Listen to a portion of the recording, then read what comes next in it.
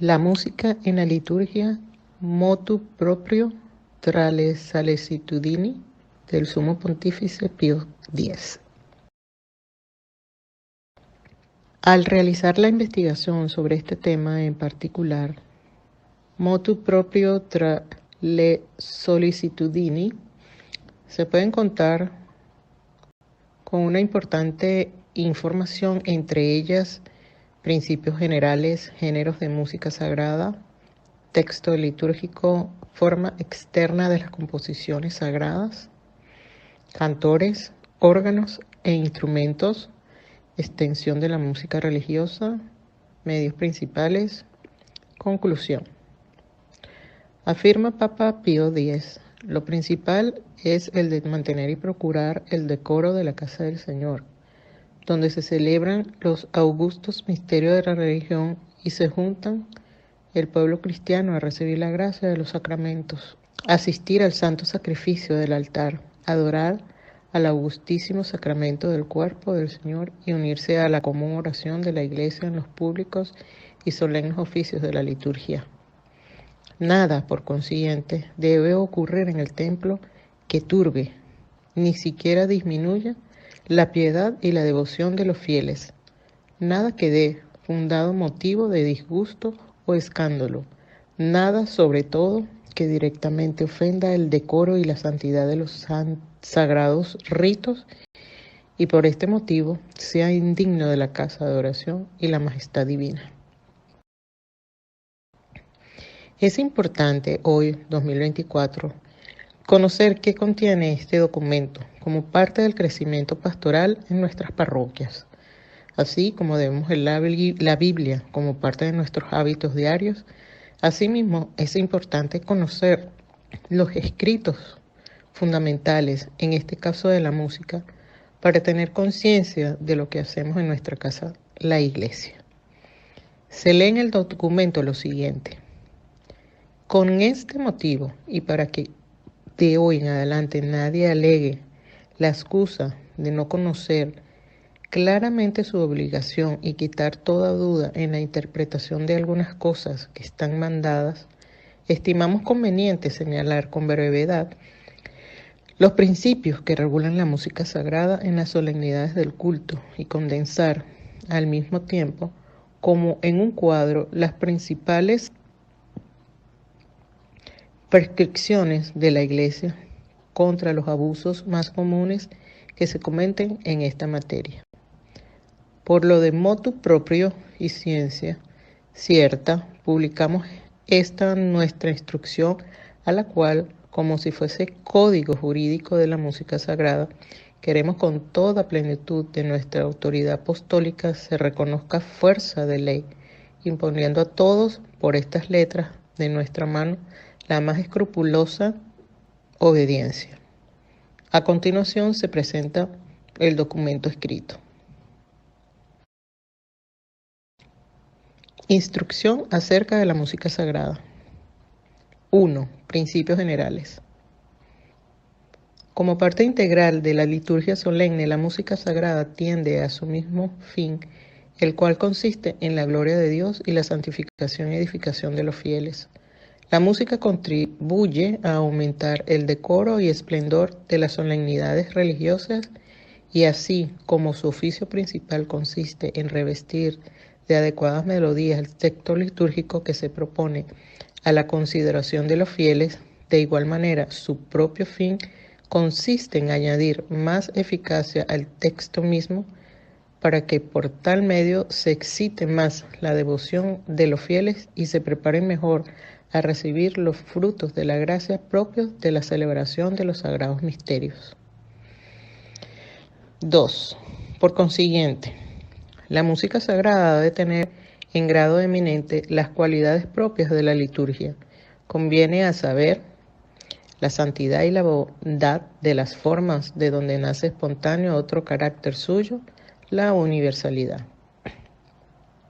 Debe ser santa y por lo tanto excluir todo lo profano y no solo en sí misma, sino en el modo con que la interpreten los mismos cantantes. Debe tener arte verdadero, porque no es posible de otro modo que tenga sobre el ánimo de quien la oye aquella virtud que se propone la Iglesia al admitir en su liturgia el arte de los sonidos. Mas, a la vez, debe ser universal en el sentido de que, aun conociéndose a toda nación que admita en sus composiciones religiosas aquellas formas particulares que constituyen el carácter específico de su propia música, este debe estar de tal modo subordinado a los caracteres generales de la música sagrada que ningún fiel procedente de otra nación experimente al oírla una impresión que no sea buena. 2. Géneros de música sagrada. 3. Hállense en grado sumo estas cualidades en el canto gregoriano, que es, por consiguiente, el canto propio de la Iglesia romana, el único que la Iglesia heredó de los antiguos padres, el que ha cuestionado celosamente durante el curso de los siglos en sus códices litúrgicos, el que en alguna parte de la liturgia prescribe exclusivamente, el que estudios recentísimos han restablecido felizmente en su pureza e integridad. Por estos motivos, el canto gregoriano fue tenido siempre como acabado modelo de música religiosa, pudiendo formularse con toda razón esta ley general. Una composición religiosa será más sagrada y litúrgica cuanto más se acerque en aire, inspiración y sabor a la melodía gregoriana, y será tanto menos digna del templo cuanto diste más de este modelo soberano. Así pues, el antiguo canto gregoriano tradicional deberá restablecerse ampliamente en las solemnidades del culto, teniéndose por bien sabido que ninguna función religiosa perderá nada de su solemnidad, aunque no se cante en ella otra música que la gregoriana. Procúrese especialmente que el pueblo vuelva a adquirir la costumbre de usar del canto gregoriano para que los fieles tomen de nuevo parte más activa en el oficio litúrgico como solían antiguamente. 4. Las supradichas cualidades se hallan también en sumo grado en la polifonía clásica, especialmente en la de la escuela romana, que el siglo XVI llegó a la meta de la perfección con las obras de Pedro Luis de Palestrina y que luego continuó produciendo composiciones de excelente bondad musical y litúrgica. La polifonía clásica se acerca bastante al canto gregoriano, supremo modelo de toda música sagrada, y por esta razón mereció ser admitida junto con aquel canto en las funciones más solemnes de la Iglesia, como son las que se celebran en la capilla pontificia. Por consiguiente, también la música deberá restablecerse copiosamente en las solemnidades religiosas, especialmente en las basílicas más insignes, en las iglesias catedrales y en las de los seminarios e institutos eclesiásticos, donde no suelen faltar los medios necesarios. 5.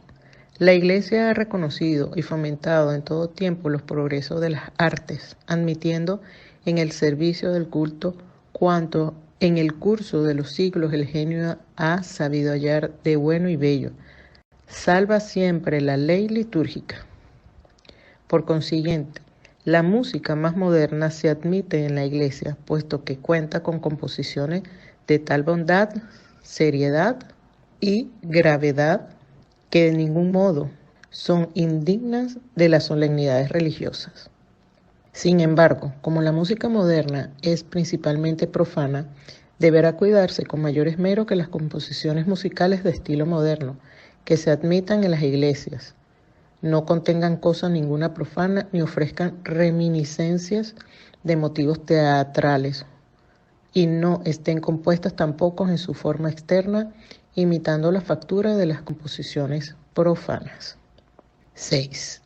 En los varios géneros de la música moderna, el que aparece menos adecuado a las funciones del culto es el teatral, que durante el pasado siglo estuvo muy en boga, singularmente en Italia. Por su misma naturaleza, este género ofrece la máxima oposición al canto gregoriano y a la polifonía clásica, y por ende a las condiciones más importantes de toda buena música sagrada, además de que la estructura, el ritmo y el llamado convencionalismo de este género no se acomodan, sino malísimamente a las exigencias de la verdadera música litúrgica. Tercero, texto litúrgico. 7.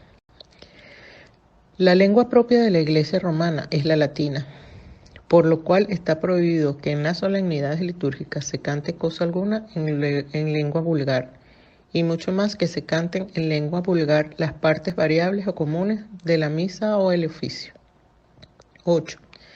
Estando determinados para cada función litúrgica los textos que han de ponerse en música y el orden en que se deben cantar, no es lícito alterar este orden, ni cambiar los textos prescriptos por otros de elección privada, ni omitirlos enteramente o en parte, como las rúbricas no consienten que se suplan con el órgano ciertos versículos, sino que estos han de recitarse sencillamente en el coro. Pero es permitido, conforme a la costumbre de la Iglesia romana, cantar un motete al Santísimo Sacramento. Después del Benedictus de la misa solemne, como se permite que, luego de cantar el ofertorio propio de la misa, pueda cantarse en el tiempo que queda hasta el prefacio un breve motete con palabras aprobadas por la Iglesia. 9. El texto litúrgico ha de cantarse como está en los libros, sin alteraciones o posposiciones de palabras, sin repeticiones indebidas, sin separar sílabas y siempre con tal claridad que puedan entenderlos los fieles.